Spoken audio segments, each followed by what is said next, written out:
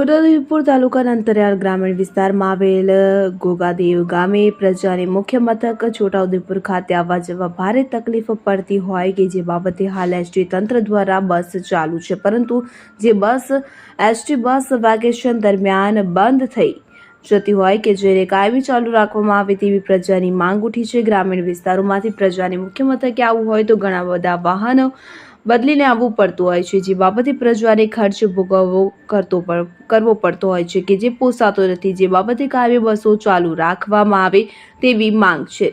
અત્રે ઉલ્લેખનીય છે કે આંત્રોલી જૂથ ગ્રામ પંચાયતમાં આવતા ગોગાદેવ ગામ છોટાઉદેપુર તાલુકા મથકેથી 30 કિલોમીટર દૂર આવેલું છે। જે ગોગાદેવ ગામે હાલમાં ચાલુ શાળાઓ હોય ત્યારે વિદ્યાર્થીઓ માટે બસ નિયમિત આવે છે કે જે સારી વાત છે, પરંતુ જાહેર રજાઓ અને વેકેશન સમયમાં આ બસ રાખવામાં આવે છે કે જેથી ગોગાદેવ ગામ તથા આજુબાજુના 15 જેટલા ગામોમાં ધંધો રોજગાર અને બજારમાં બસનો અભાવ રહે છે। પ્રજાને મુશ્કેલીઓનો સામનો કરવો પડે છે। સદર વિસ્તારમાં વાહન વ્યવહાર માટે સાધનોનો અભાવ હોય, કાયમી ધોરણે બસ ચાલુ રાખવામાં આવે તેવી પ્રજાની માંગ ઉઠી છે। વેકેશન સમયગાળા દરમિયાન વિદ્યાર્થીઓ છોટાઉદેપુર મુકામે ટ્યુશન ક્લાસ, કોમ્પ્યુટર ક્લાસ તથા અન્ય સ્પર્ધાત્મક પરીક્ષાઓ માટે અપડાઉન કરતા હોય છે। તેઓને આવવા જવા માટે ખૂબ જ મુશ્કેલી પડે છે, જેથી વેકેશન સમયગાળા દરમિયાન પણ નિયમિત બસ ચાલુ રાખવા માંગ ઉઠી છે।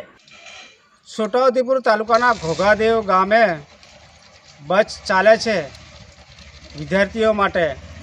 એ બસને કાયમી ચાલુ રહે એવી અમારા ગામ લોકોની તથા વિદ્યાર્થીઓ કોલેજ કરે તથા કોમ્પ્યુટર કરવા જાય તથા સીવન ક્લાસ કરવા જાય, પછી મજૂરોને રોજગારી માટે ઉદયપુર જવું પડે છે, કોર્ટ કચેરીના કામ માટે જવું પડે છે।